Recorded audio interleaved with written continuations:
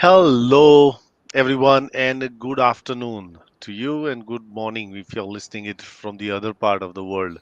My name is Naishad Gadani, and I'm coming to you from a very cold, wet Melbourne. And this is a LinkedIn Live that me and Caroline started a couple of years back, and we are still progressing well. This is our 241st episode. And on today's episode, we are going to talk about resume, how fun and how a topic that I think we can all talk for hours and hours and hours. And then also we've got few more things to add to that. So we want to really understand what are some of your challenges too as we start the show. We've got a resume bingo game that we are going to play. We are going to start with one topic and then we will extrapolate some insights from it, but we would love to hear your resume questions. So if you've got questions about resumes, please drop that in the chat box and we will pick it up. But before we do that, let's welcome Caroline Brown. Thanks, Naish. And I must say, you're looking a lot better than last week, where I think I did an impersonation of Naish, everyone, before we got on the show, and it went like this. So I'm like, what's wrong? I know kidney stones can be really painful. So, hi, Chizohab, great to see you. So, yeah, today we're going to be talking about resume or resume bingo, and I assume we'll just pull a random. I'll give you a number, you can give me a number, between 1 and 25, and we can discuss the point that you make. But I just want to actually, before we do that, do a plug for what I'm working on at the moment, which is the Straight to Shortlist Challenge. Because in that challenge, I help people network. So they do some groundwork that can actually help you put together a fantastic resume because you know what your target company, organization, sector values. And there's nothing more powerful than having somebody say, I want to see, can you give me your resume versus submitting it online. So having somebody, somebody's waiting for your resume versus you waiting on a reply to your resume. So I'm just doing a plug for that now, and I will put a link in the description below. That's it for my plug. Let's talk about resume bingo. And somebody says, "Hope you're okay." So Yeah, no, yes, thank you, everyone. No, I'm doing much better. If you need to know how better am I, please feel free to give me a call, and I can go over the whole episode and also gain some sympathy as well, which I think we all deserve when we are sick. I like what Sheldon Cooper says in the Big Bang Theory that if we are sick, we are allowed to be cranky, and people are allowed to really make us feel king or queen. yes, All right. So on today's show, we'll be talking about, as we promised, on resume bingo. So if you've not seen, this is a bingo that I created a couple of weeks back, which is bingo is a game that that you play in Australia. I'm not sure whether that's a game where a lot of other countries play, but there are numbers and you pick a number. If the number called out, and if you got the number, then you put the stars on it, and you have to make either a square, either a line. If you got everything, then you might end up winning. If you're not a winning meat today. tray. You might end up winning a meat tray or something All right, okay, right, okay, in the or pub. something. So Yes. so yeah, so All that's right. what we are going to focus on. So let me just share my screen, and yeah, we will go over this. So this is what resume really looks like. Obviously my handwriting is a bit not clearer, but yeah, so that's what it is, and we can pick up something. Let's pick. My resume has a profile statement, Mm. and it's quite, you know I think by this time everyone who uses objective should know that that's probably at the time of dinosaurs existed. A lot of people used to have objectives that I want to work with your company to advance my career and to do this and that. I think those days are over. They would want to have anybody reading, want to get a quick understanding of your experience and skills. Give me a real overview of what you have done and what makes you relevant to the role that you've applied for. Mm. So I My think thoughts on it. Oh, yeah, sorry. go ahead. No, I no, was go just ahead. going to say. with a career objective or a profile statement, if you write a really good mini profile statement on the top of your resume, um, say sometimes like it's a really big chance to inject your voice into that.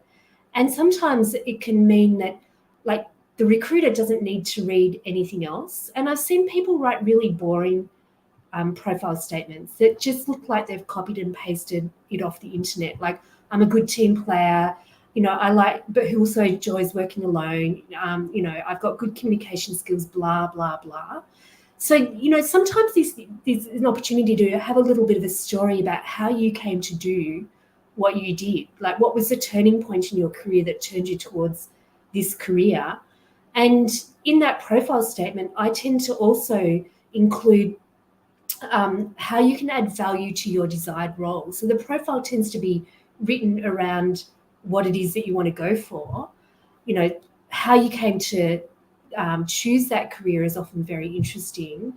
And 3 or 4 points around what, if you looked at all of your experience, what positions you for that particular career, then backed up by some proof points with how you could add value or how you have added value. So that's why I tend to structure that profile statement. Absolutely, that's absolutely right. Let's pick up something that I think we recently talked about just before we came on the show. That my resume doesn't look cluttered.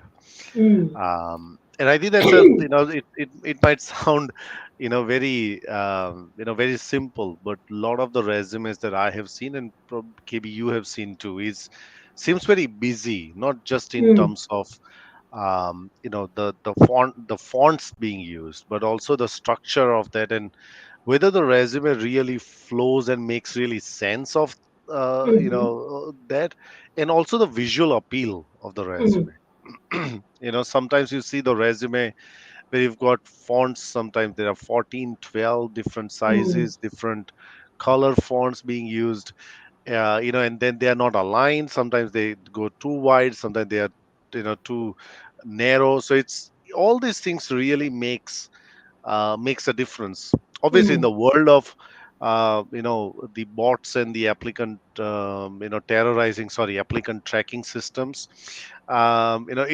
it's different because that is not really looking at the design of the resume, but you're mm, then you are also considering just the open market. But when you mm, go into through more networking and referral approaches, when somebody reads the resume, it needs to be visually appealing, that mm, this resume flows really great. mm. Every section makes sense. It's pleasing to see a document. I think Yeah. with that too is that people read down the page. So sometimes I do sometimes put two columns, but really the most important information, you've got to just really think about what it is that you want people to see on that resume. Because if people are juggling between different font sizes and different bullet point sizes and different gaps and all sorts of things, then you're going to lose their attention. So you've really got to have that formatting consistent with like the hierarchy of information that you want people to see as well. So just be aware of that. Like, things like, we tend to read, if something's not pleasing on the eye, we're not going to be as inclined to read it. Like, that's just obvious. But we tend to read the first part of the bullet point statement, not the last. Um, so, and we tend to be put off by huge chunks of text. So those sorts of things, you've got to really make it easy on the eye and the important information, for people to really see it. We've got a question or Tamara Dib says, hi, great to see you, Tamara. And Zohab has a question, how many bullet points to each job role and its achievement? Did you want to tackle that one, Naish? Sure. I can't tell you off the top of my head. There are no fixed answers to that, Zoe. But I think you got to look at the relevance of that, and the impact that you had. And relevance is very important.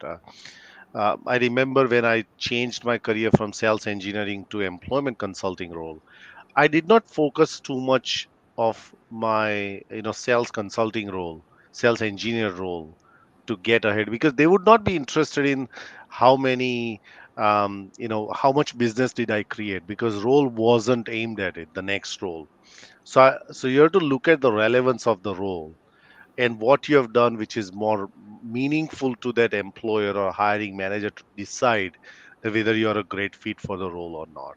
So that's what I would say. So whenever you're drafting your experience and the tasks that you completed and the achievements, think about relevance. It could go for 10 bullet points. If they are all relevant to them and make sense to it, you should absolutely go ahead and put 10 bullet points. Secondly, if I can also add just one more thing, is that you got to be also watchful about the repetitiveness of the thing as well, because sometimes I've seen resumes that goes for 3 pages, and the person has worked for Target, from Woolies to Aldi, and they've worked for a few years, and they've listed exactly the same thing over a period of time. It's like repetition of that. So you got to be very watchful about that you're not repeating the same task over and over again as well. Mm.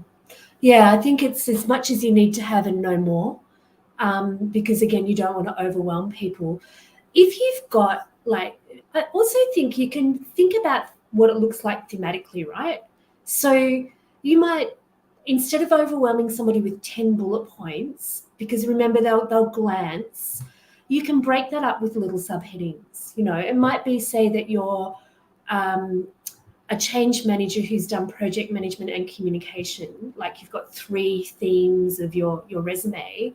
You can break your bullet points up, your achievement bullet points up under those headings, and again, people will quickly scan down and go, okay, they've got that, and I want to hone in on this bit. So again, you know, you want to make sure that you're not overwhelming that person with too much information, but you're breaking it up into that, you know, like the focus areas of your resume as well. So, and again, yeah, like absolutely what you say, Naish. You know, be ruthless. Don't repeat what you've actually done, because you'll be losing something else off the resume that's just as important. All right, let's go to the next. Let me just scroll this down a little bit. Yeah. Okay, yeah. All right, so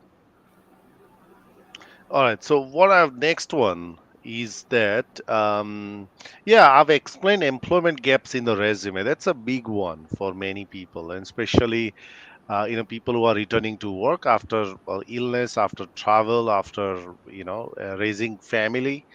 That's very important.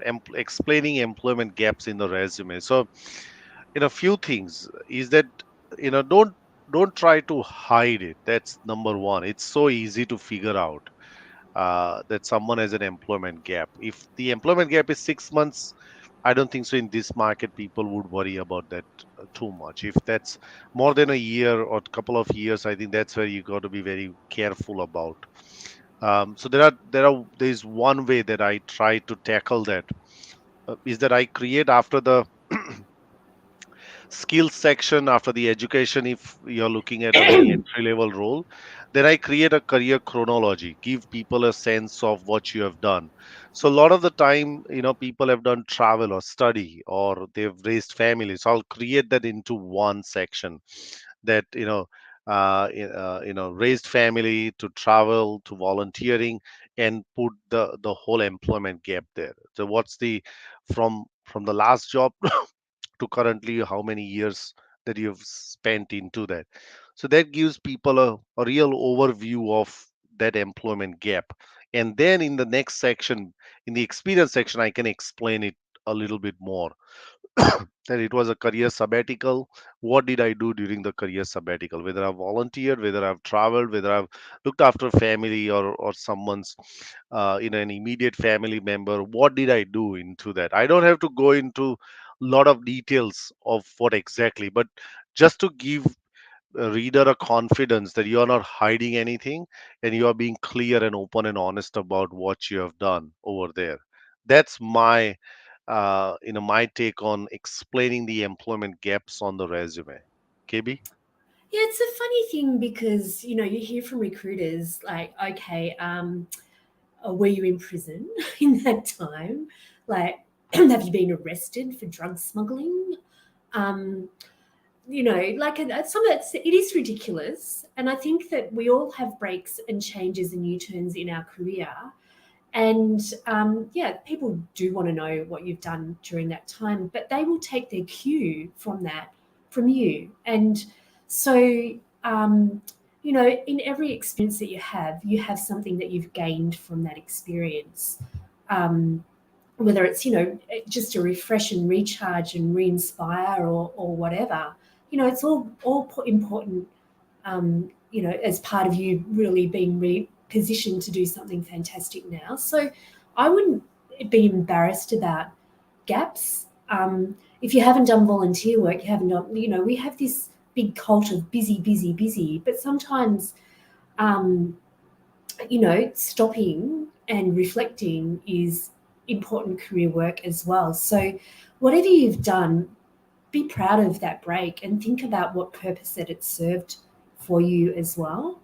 Um, because another human eventually is going to be reading it, and if that human can make a connection with your resume through your voice coming through in that gap period as well, I think that that's what you're aiming to do. You're aiming to have your resume represent you as the person that you are, not an automation that's never taken a break, that works until 3 in the morning type thing. So don't be ashamed of, or don't fluff up a break as well for wanting to make more of it than it actually is, and therefore diminishing the real importance of other things that you should put in there. So we've got another question from Sohab, which is,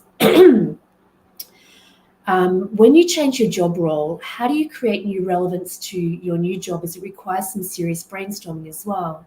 Can you please share your experience about how to tackle this situation? So, Yeah, um, sure. yeah, So okay. I think I'll probably share my example of how I obviously have worked in the same space, but a lot of those roles are different. They had different flavors. So a couple of roles that I had were project based roles. So I was managing particular contract through the funded projects, through not for profit or through the government funded projects. So in that I had to really highlight my project management skills. So one of the things that I did was highlighted that particular project management skills as part of my summary statement as well, that I have experienced of project management itself. When I received the first job as a project coordinator, which was specifically just project management, I had to reflect back on my other experiences in the past and say, where did I gather and where have I accumulated that particular project coordination or management skill, and I highlighted it as part of my summary statement. And then whenever I highlighted, whichever the experience I had, I would focus on, so what does project management involve? It will involve stakeholder management. It will involve me to have an understanding of contract or contractual obligations. It will require me to be outcome focused, because those contracts are based on placing certain people into employment, and that's how we receive the funding. So that's what I knew, that that's what it will involve. It will also involve writing reports. So these are the 4 5 things that I kind of found with my research, that that's what project coordination will involve. So I highlighted them not just in my summary statement, in my skills, and also in my experience section, so that the employer finds it appealing to them, that yes, Naishad, though has not managed a project like this, but he has gathered the skills in separate employment that he had so far. So that's one way of tackling this, Zoe. Yeah, absolutely agree. Like, you've got to look at, excuse me, just when you think you've got rid of your COVID cough, it comes back, I've got to say. Um, you got to look at what the job that you're going for is requiring as your starting point. And you might want to, on the left hand side of the page, write down the skills and experience that they require. And on the right hand side, write down how you can demonstrate that experience and include some examples. and build the resume around that. And if something's not relevant, that um, then don't highlight it. Like don't feature it. Like really put yourself in the position of what you're like. You are doing this next job. That's you. So anything that's not relevant to that objective, you don't actually have to put it on the resume. Or you think about previous experience and what is it that out of that experience, what is relevant? Like how does that position you for what you want to do, next? So yeah, I think I'm basically repeating what you've said there, Naish. I want to pull out something else. So please, yeah, keep hitting us up with questions if you've got them. Um, One of your bingo boxes, Naish says, I've ensured the resume is free of typos and grammatical errors. I want to talk about that because um, when you're so close to, and I find this when I'm writing resumes or letters or whatever, you can get really, really close to what you're writing and your brain skims ahead and you can think that you've proofread it and it's perfect and off it goes. But if you go back and look at it the next day, you realize that there's tiny little typos that have crept in or things don't quite make sense. So you've really got to proofread your resume with space. The next day, or ask somebody else who's pedantic to proofread it for you. But I discovered have discovered a great tool that's been on Word for ages, which is Read Aloud. So you fire off, you get the Read Aloud, which actually pops up with funny accents, I've discovered. So it's reading aloud to me in a German accent the other day. But it picks up everything. It tells you when you've gone the, a, and where you've incorrectly spelt something. Like you don't look at the screen while you're reading it, but it just reads it aloud and you can go back. And it's the most wonderful tool that picks up those typos and errors. So, feel free to use that tip. It's a fantastic little tool that saves a lot of time.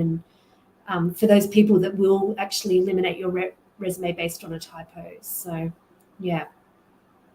Okay, I think even Grammarly too is a fantastic tool Mm, to especially in cover letter or with resume, because it's still more of factual statements you are mm, writing, like sentences which are connected but kind of not in a flow.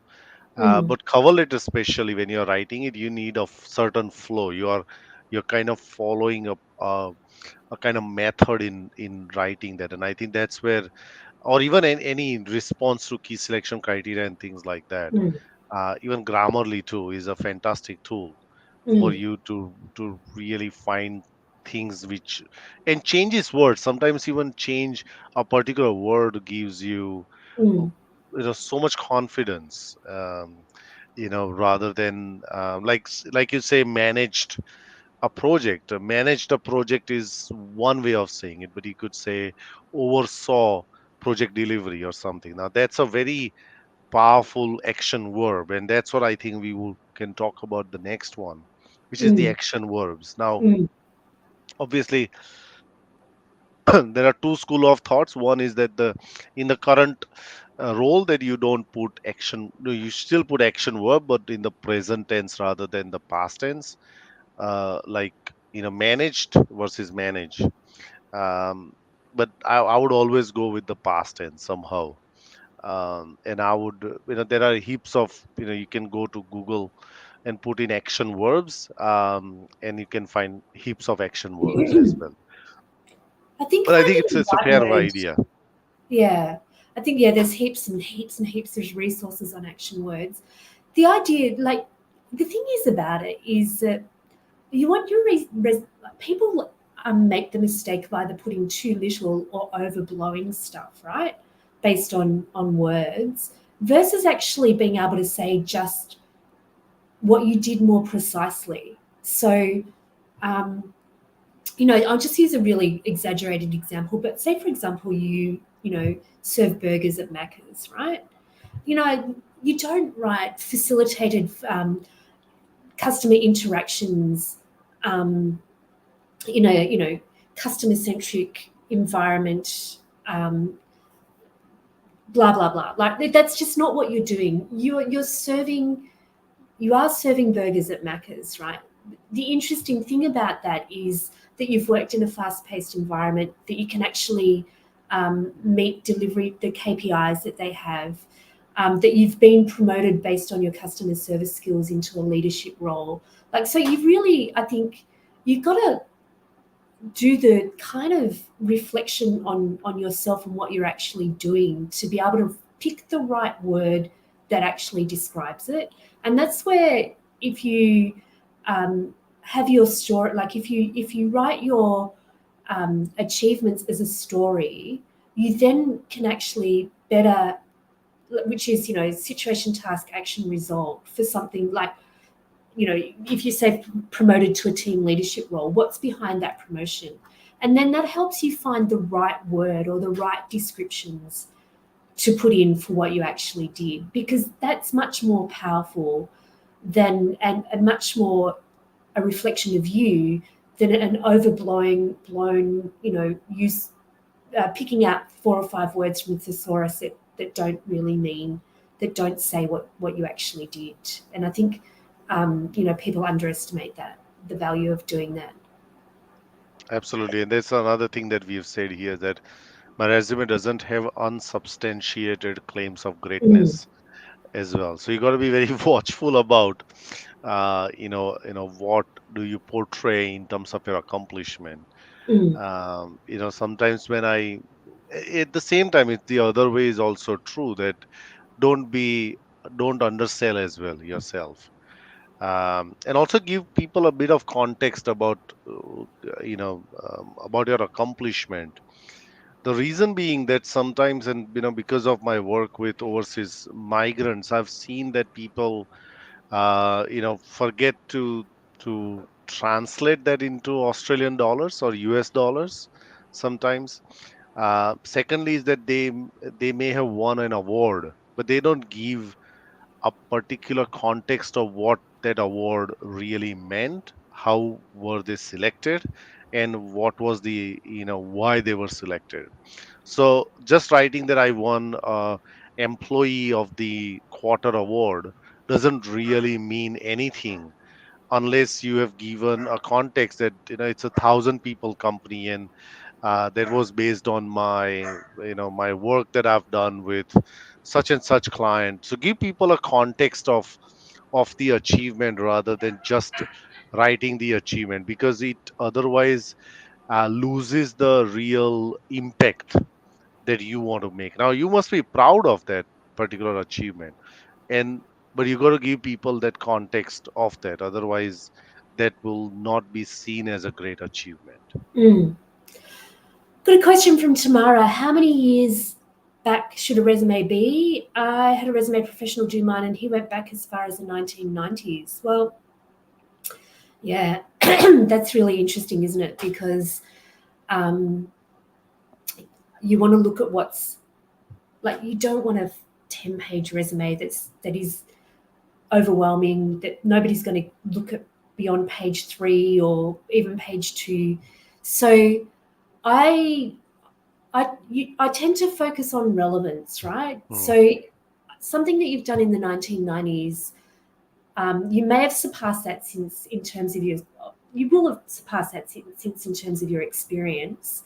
So a question actually putting that on there, and it is, but it is, if it is something that you've done earlier on in your career, you can bring it into your objective statement. You can bring it into, some of the achievement statements or value statements on the, on the front page of your resume. You can say, you can justifiably say that it's a consistently developed, demonstrated skill over X number of years. So you can weave that depth of experience, but it really depends on what's the job. I mean, if you're a teacher back in the 1990s and you're working in cybersecurity now, people do have career changes, extreme career changes. Then it's not really relevant to put that on the CV, and so you've really got to look at just how relevant it is. And if it is back in the 1990s,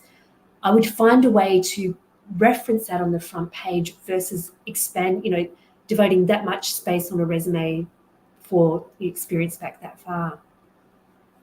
I think relevance is a very important word in resume. Relevance is so important that you want to talk which makes sense to the decision maker. You don't want to write things that, although you must be pretty proud of it, but think about this is that they've got a specific criteria in their head that this is what I'm looking for.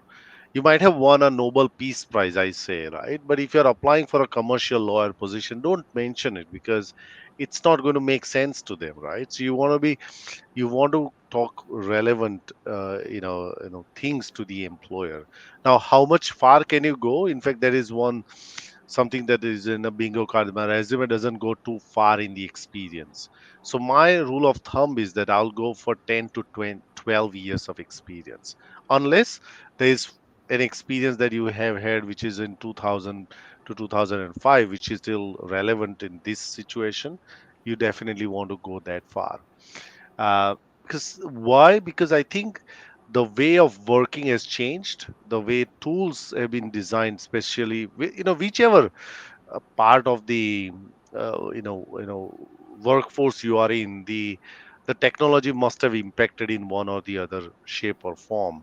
And the tools and the technology, softwares, or programs, and everything else that you might be exposed to in back in 2000s and now, you might have seen a huge difference too. So you can still be relevant. To the point is, what KB's point is, that find things which are relevant, and you can still go back. I think cover letter would be a really good place to explain even a small amount of experience, to make sense of your application.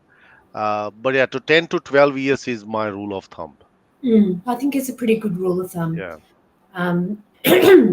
Like just using that example of a teacher who wants to change to cybersecurity, you could reference that by saying, you know, communication skills honed through teaching and engaging classrooms of distracted kids, whatever. Again, you're injecting some of your personality into that. But yeah, I I, I don't tend to go back much more than 10 to 12 years on a resume. So um, yeah, and find a way to make anything earlier relevant to the role if I need to. So yeah. Okay, what else have you got here? Resume headings are bold. I want to talk about that because again, um, like it's about priority of information. So really think about what it is that you want um, somebody to jump out at somebody. Like, is it the company or is it the job, or do you know what I mean? Like, if you're labeling your experience, do you want the fact that you've worked for an employer of choice, like really big brand names to pop out, or do you want your actual role title to pop out? So you want to think about what it is that is most exciting, and again, that word relevant to the role to actually pop out. I tend to label up resumes at the top now. So I might have something about, um, like if somebody's an award-winning marketer, I would, and that, they want to go for high-profile marketing roles, I would have that bold, because then, people will read that resume with that in mind. So it really frames, it's like a clickbait headline type thing that you would have on an article online or a blog post or whatever. So yeah, so that make sure that the right things are bolded versus random things are bolded, basically. Absolutely, and also makes the resume looks visually appealing to. If you've got the right thing bold, especially the headings where you separate different sections, I think it makes a big sense. Uh, Mm. Another thing is to include social media links in the resume. Obviously, we've got now LinkedIn. Most of the people have got their LinkedIn link into that, but also at the same time, if you've got your GitHub profile, or if you've got your blog somewhere that you've written, or if you've got a great Instagram profile, and if you're in a marketeer, I think that really makes sense for you to have that social media links over there into the context section itself Mm. Or gives that an people can go and check out. Yeah. yeah, definitely a link to your LinkedIn profile, which raises another question that I get asked a lot, which is I'm tailoring my resume, but I can't keep changing my LinkedIn profile. So I always say with that that your LinkedIn profile needs to complement your resume. There's nothing that should contradict you on your LinkedIn profile versus what's on your resume. So for example, in the about section, you get to talk, give a summary about you.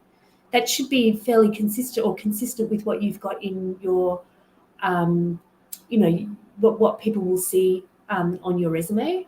So, and the other thing to think about is like your LinkedIn profile is as much a networking tool as it is an online resume for people to find. So, um, make sure, like, if you're really wanting to put your best foot forward, that both of them are up to date, because that's where recruiters go now.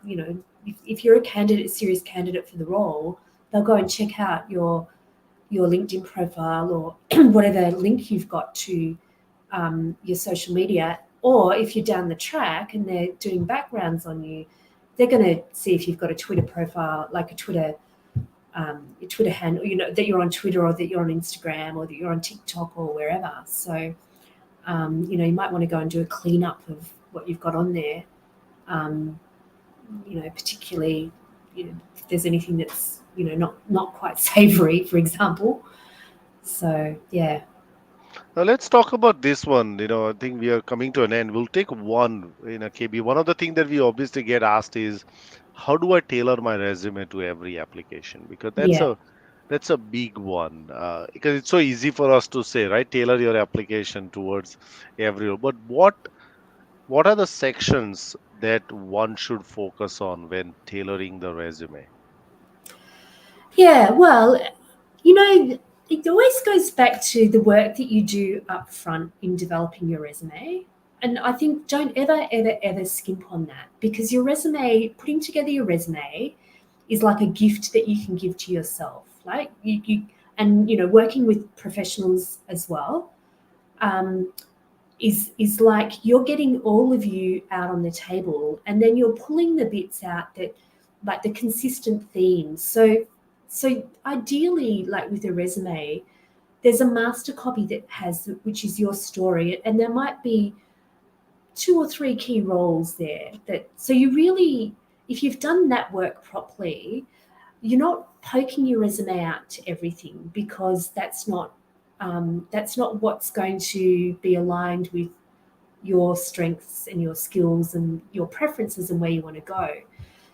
The bits on the resume that I would tailor and target is looking really at the front page of the resume and going. It doesn't say, cybersecurity manager when I'm a specialist, right? Or it doesn't say project manager when I'm applying for change manager. It doesn't say marketing coordinator, but I'm a marketing manager. Um, so you want the front page to really look like it's a response to the advertisement that you're going for. So I tend to tailor the kind of heading, and then the career objective, and the three to five bullet points of credibility proof points at the front, at the top. And then I look at, well, okay, what skills and knowledge, like a little section for, this is just a general example, but a little section for skills and knowledge. Have I made sure that I've covered off what's on that advertisement? And then I might look at the a career summary and go and divide that into sections that reflect, like you use that as a marketing tool as well. So, if somebody's asking for sector experience, I might have career summary, blah blah blah sector. Or divide up the roles that have been, say, coordinator versus leader, or whatever it is to position me for key things that they're asking for in that role. But it's always the front page, because that front page is going to be skim read, and that's where you get the 3 seconds or the 6 seconds or the 20 seconds or whatever that people will look at your resume for. That's how long people Absolutely. will look at your resume. Yeah, absolutely. I think that's pretty spot on. I don't think so I can top up that particular tip that KB gave. But you can still check out the whole resume bingo. Go to my activities, and you'll find this, and yeah, keep that as a kind of a checklist for you, right? Mm, Before you send out the resume. Just mm, that's what this is all about. mm. And yeah, so we absolutely loved your participation today. And we are really if you got more questions on the resume, please drop us a LinkedIn message to me or Caroline, and we'll be able to answer that. KB, before we finish, anything that you want to say? Yes, go and check out my stretch shortlist challenge because I am getting close to having it ready to go live, and it's helping you tap into the hidden job market, get referred to jobs, um, have people pass your resume along to people, get the inside knowledge about what's going on in a company. And then a lot of these questions, like, your resume is sort of, the tool that you're using to apply for jobs. But this is about building the relationships where essentially your resume becomes a secondary tool, because you've represented yourself in person. So check out my Straight to Shortlist challenge. I will put a link in the comments. Let me just go and do that, Naish, and you can do a wrap up. Excellent. Thank you very much. I'm just going to remove this, and then we can have our faces here. Yes, absolutely. And next week we have got a fantastic guest coming on our show. She, along with her co-author, so we've got Monica Loss coming in next week, and she has co-authored a book called This Working Life, which is about navigating career in uncertain times. So that's something that you should not miss. That's session coming next Tuesday, 5:30 p.m. Melbourne time, and we will be putting that quite will be extensively marketing it. So please drop in, because that's a very seasonal topic. How do you navigate this? The more and more we think about it, uncertainty is kind of that we are going to deal with. Not that they are not that prior to COVID we were not dealing with it, but the acceleration of uncertainty has just absolutely gone bonkers, and you can see the impact of that very straight. You know, so we want to talk about that. We want to talk about that, and she's outlined. The authors have outlined some strategies around it, so we want to really unpack that.